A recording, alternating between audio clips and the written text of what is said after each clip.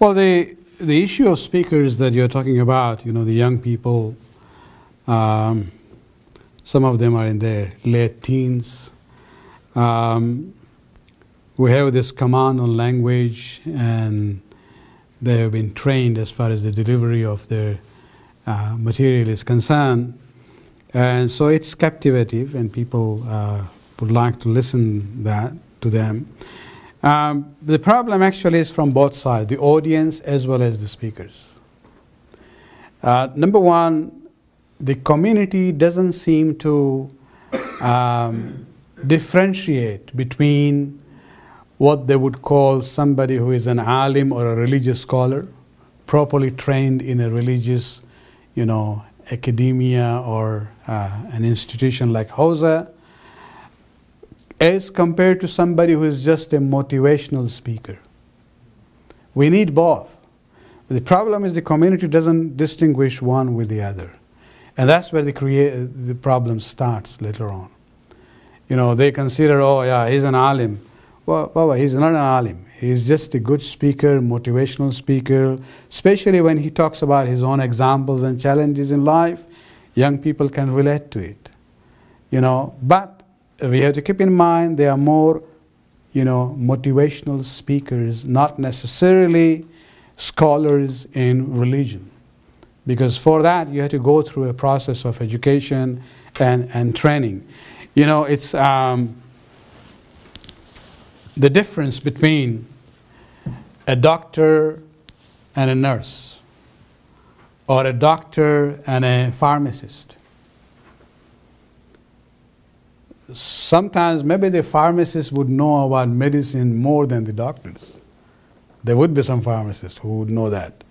But still, the pharmacist would not allow himself to write a prescription. You need to go to the doctor. They will make the assessment and judgment, and then they will write the prescription, and then the pharmacist will fill that. And that differentiation is unfortunately lacking among the organizers and the elders and the community in general. So that's one problem that we are suffering from. The second is the issue of some of the speakers themselves, because sometimes I end up listening to their talks because I have to still live with my community. And, they will be asking questions that, oh, so-and-so came and said this, and, it becomes my duty then to respond to those questions. And sometimes I see that the problem is, even some of the, I'm not talking about all, but some of the speakers do not know their own limitations. Sometimes they become very bold in saying, I think this way. Baba, before you start thinking, think about yourself. Whether you are in a position of making this kind of judgment about a religious issue. You should rely on those who are the sources for us and portray their ideas in the beautiful way or the powerful way that you have of presenting things.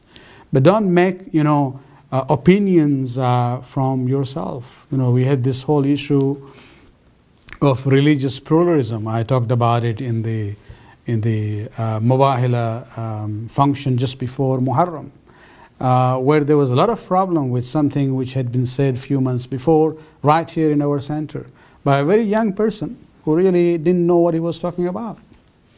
He just picked some ayat from here and there, made a total judgment about certain things, which was not valid at all.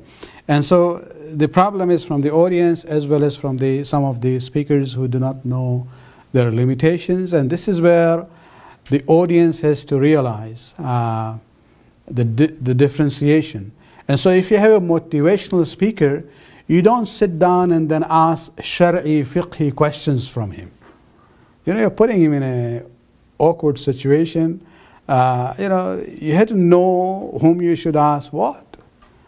And that's where whatever you hear from people who are not trained in the proper Islamic institutions, you always need to double check what they are saying.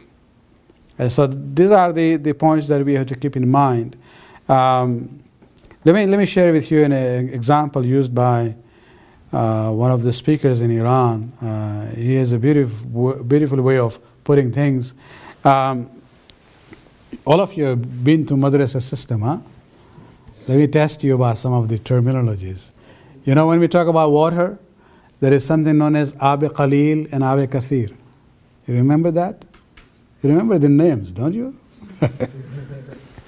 When we talk about water and its ability to purify najis things, so there is a quantity of water known as Ab Kasir. There is an amount. If it is more than that, then it has certain qualities as far as taharat and najas concerned. If it's less, it is different. So if it is Ab Qalil, if it is less in a container, one drop of najis goes into it, the whole water becomes najis. But if it is kur or more than kur, so we call it Ab Kathir, means plentiful water. If najasat goes into it, it doesn't affect the status of the water. It's still pak. And so you have Ab Qalil and Ab Kasir. Then, you know, when it comes to the Qalil water, one of the categories of that is flowing water. So in the river or even the pipes that we have. So if you have Qalil water, which is linked with Kasir water, then that Qalil water also acquires the immunity of Kasir water. The example of these motivational speakers is Ab Qalil. And then you have the scholars on the other side as Kathir water.